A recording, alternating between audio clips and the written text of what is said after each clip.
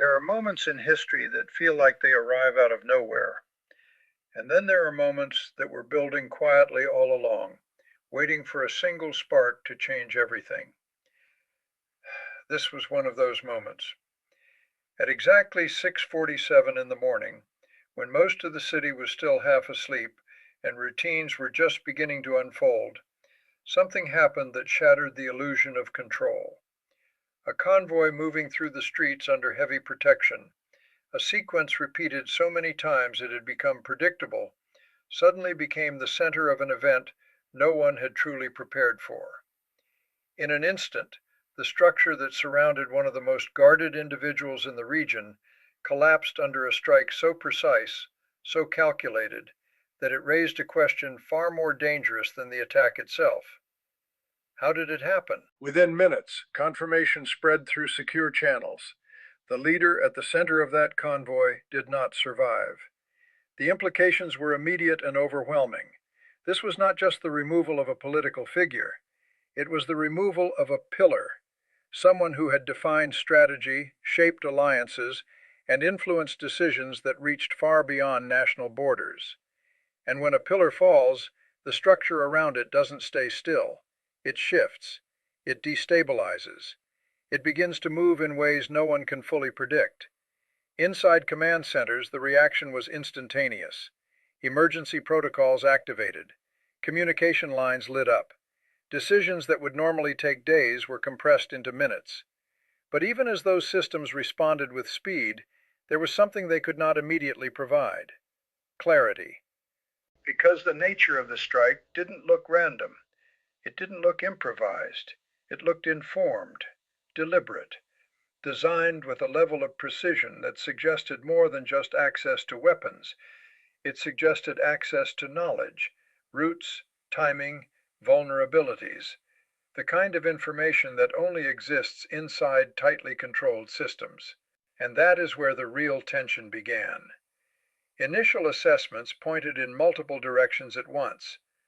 Some signals suggested advanced weaponry consistent with state-level capability.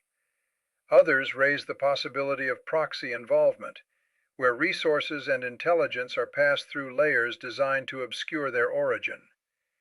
And then there was the most uncomfortable possibility of all, that the breach didn't come from the outside alone. Because operations like this do not succeed on technology alone. They succeed on insight. And insight comes from somewhere. As speculation began to spread, so did the consequences.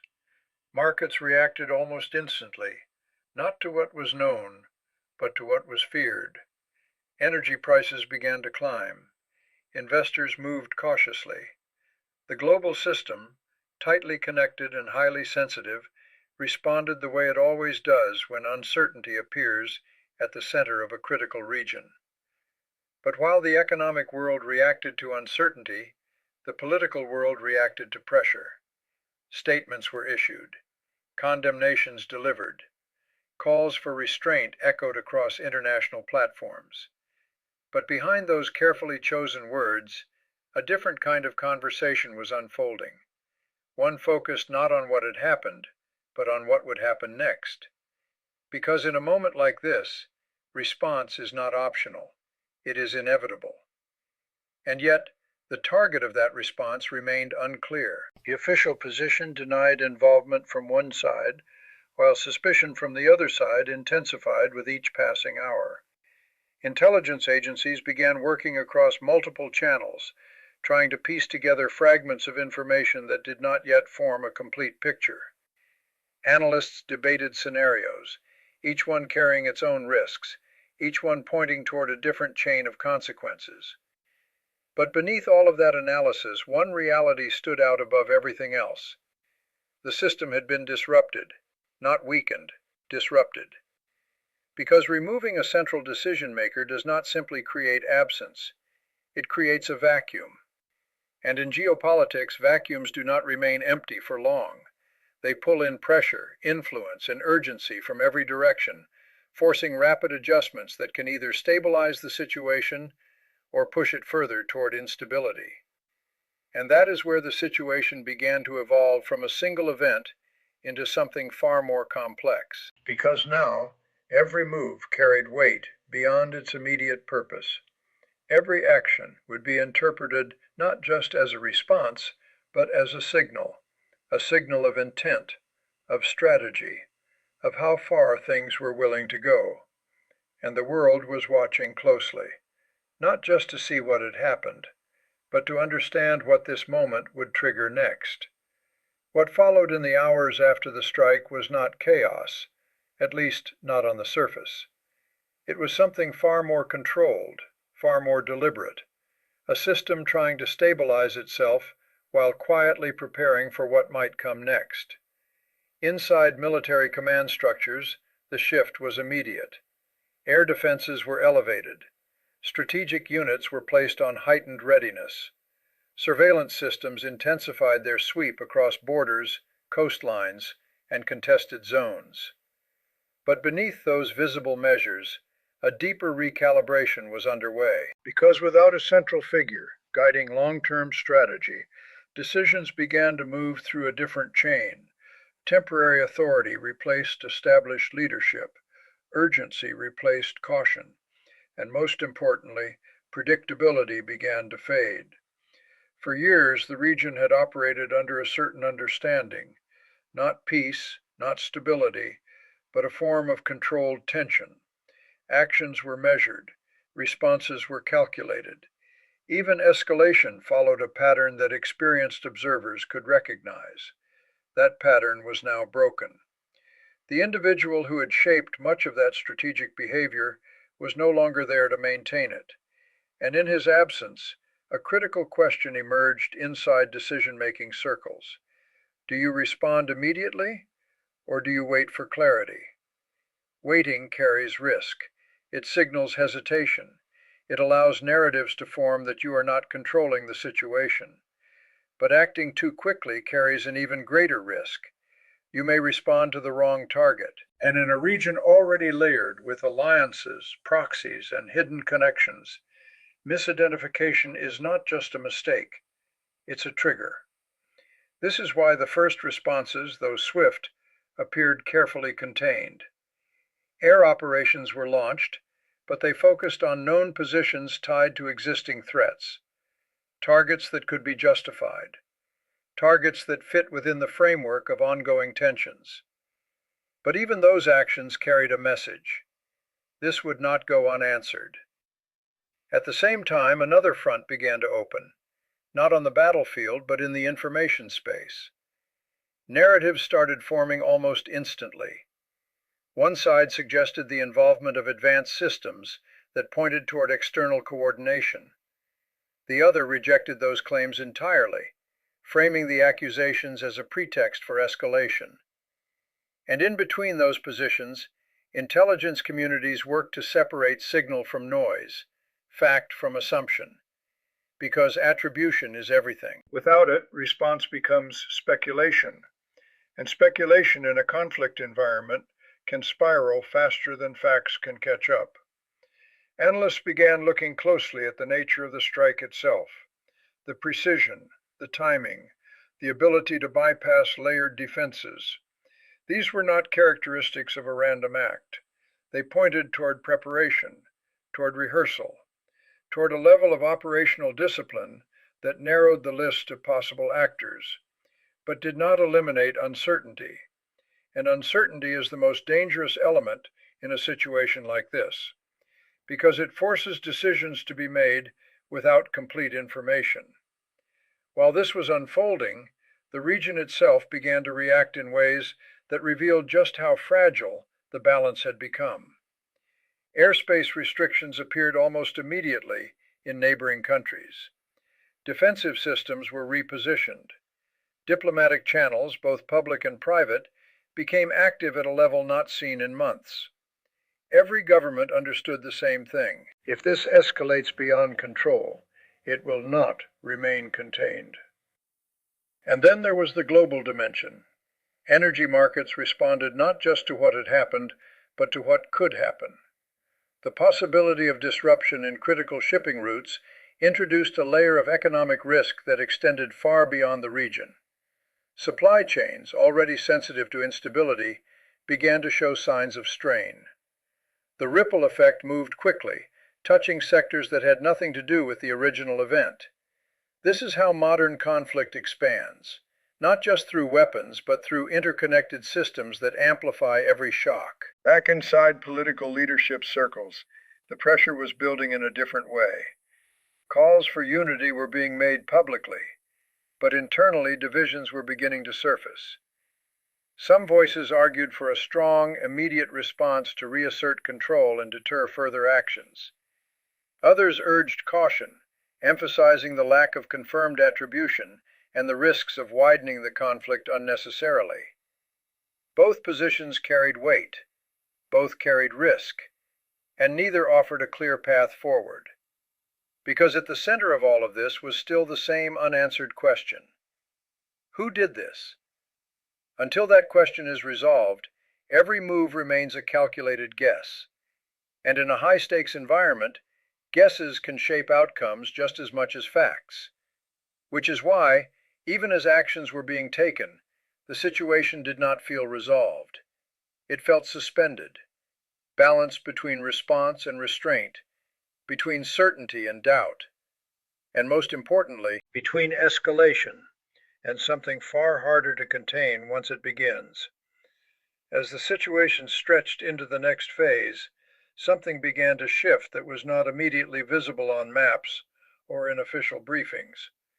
The conflict was no longer just about identifying the attacker or deciding on a response. It was becoming a test of control, not over territory, but over the narrative, the timing, and the direction of what came next. Because once uncertainty takes hold at this level, it doesn't stay contained. It spreads through every layer of decision-making. Inside intelligence communities, the pressure intensified.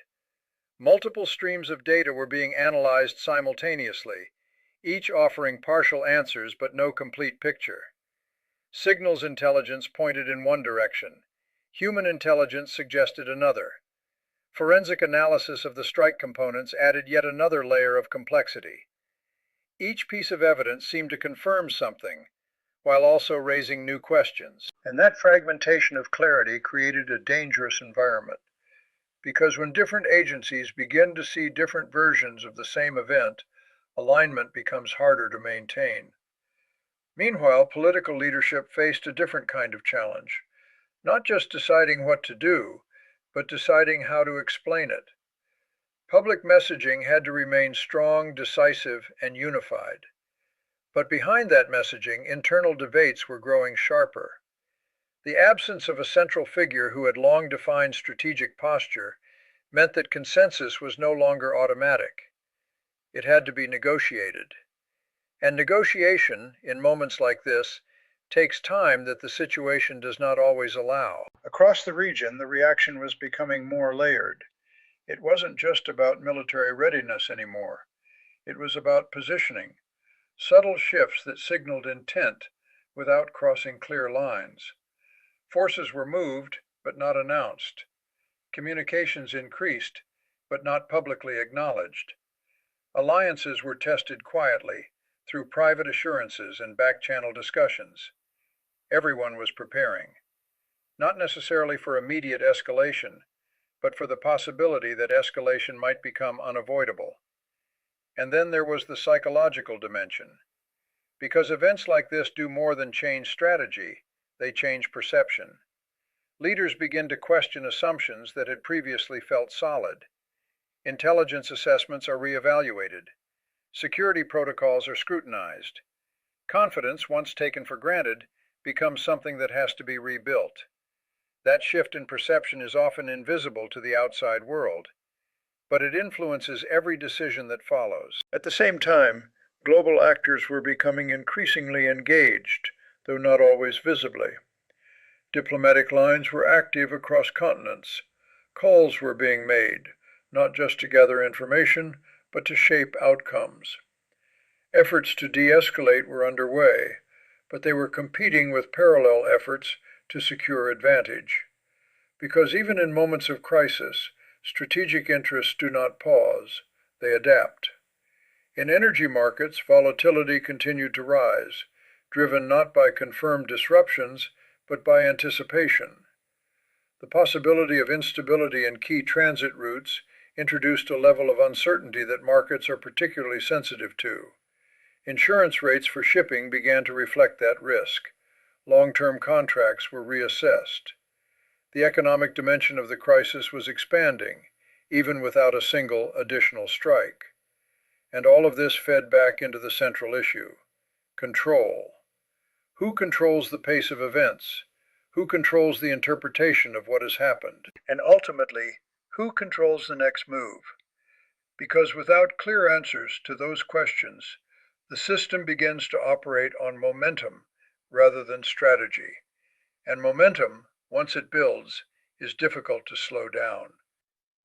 Within military planning circles, contingency scenarios were being updated in real time, not just for immediate retaliation, but for second and third order consequences.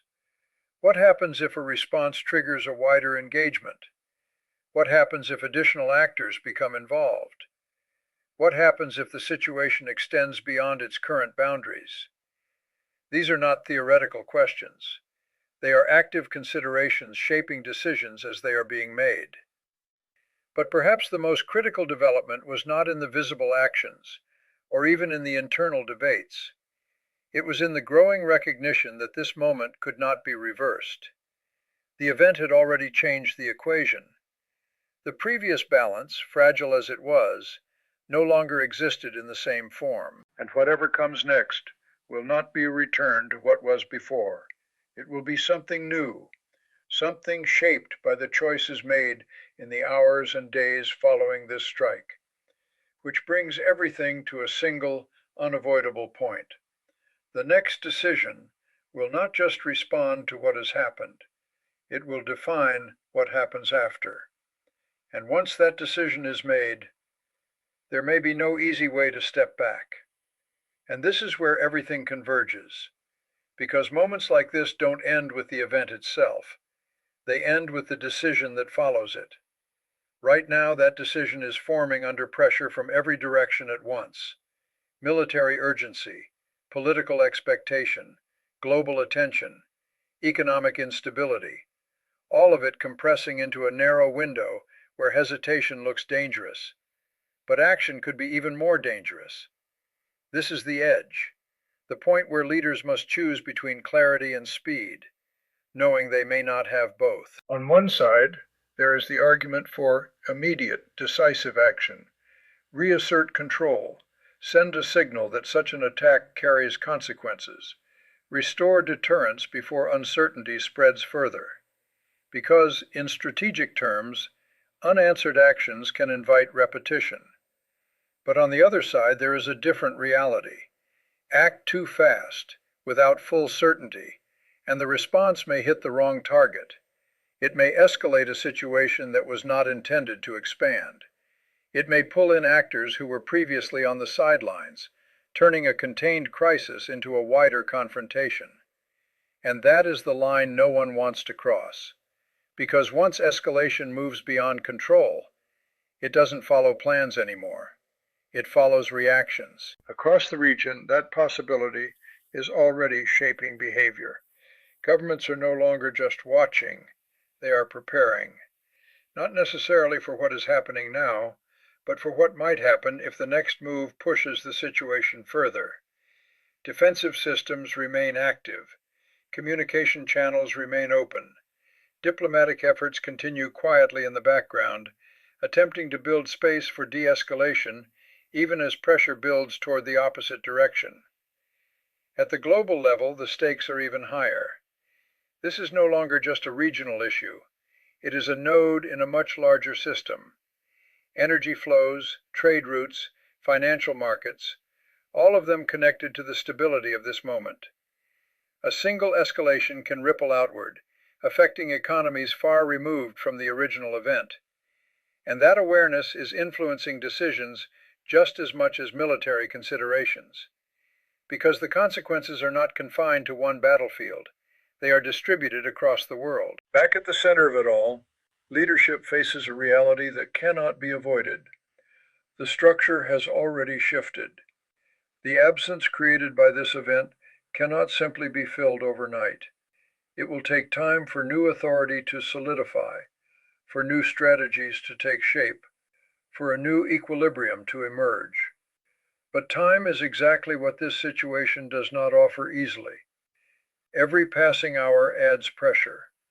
Every new development narrows the margin for careful decision making. And every signal sent, intentional or not, is interpreted, analyzed, and responded to by others watching closely.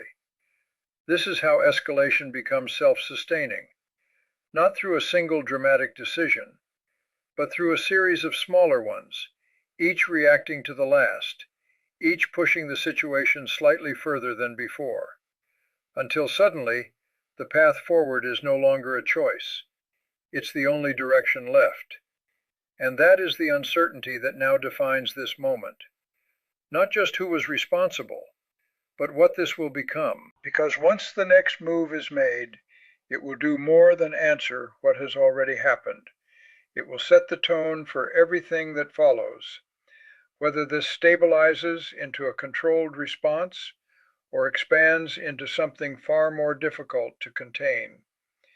And perhaps the most unsettling truth is this: that decision may already be in motion, taking shape behind closed doors, moving forward step by step until it reaches a point where it can no longer be reversed.